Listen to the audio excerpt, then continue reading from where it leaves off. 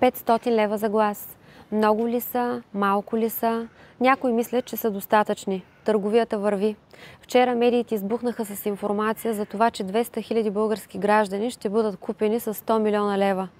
Тази сума е абсолютно безпрецедентна в новата политическа история на България. Коментирам я, защото докато всички знаем, че има организиран и купен вод, то пропорциите на този са наистина шокиращи.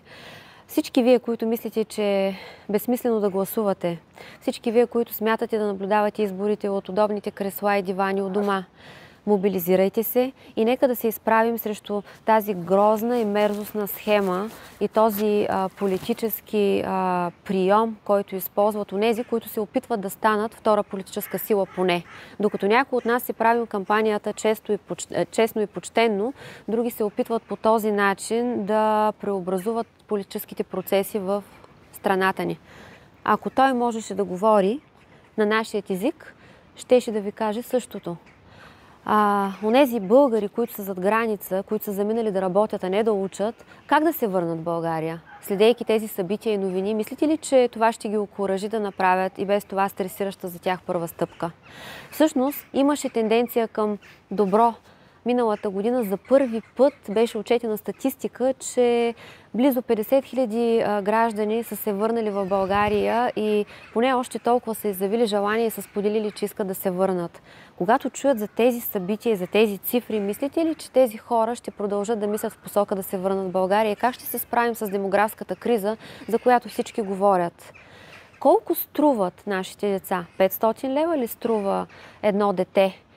Колко струват онези човешки съдби, които политиците изковават? Защото утре се случва днес. И днес цифрите говорят, че 200 000 гласа ще бъдат купени. Аз се притеснявам от тази информация. Не искам да оставя това тежко наследство на моите деца и не искам те да заживеят в друга държава, така както на мен ми се наложи да работя в младите си години.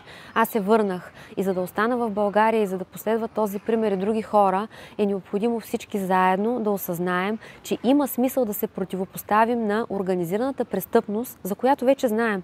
200 000 гласа, това е организирана престъпност. Във всички общини, във всички области в България бяха изнесени данни и който от вас се интересува, може да проследи информацията в медийните канали. Те гърмят, всички коментират това.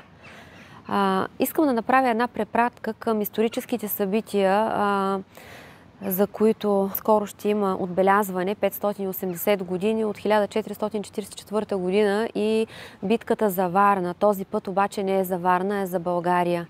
Когато в своите 20 години в младостта си крал Владислав III е постъпил емоционално, ние можем да го оправдаем, предполагам, но когато ние постъпваме след поредните избори безотговорно и не гласуваме, това е неоправдателно. Затова нека да излезем и масово да гласуваме.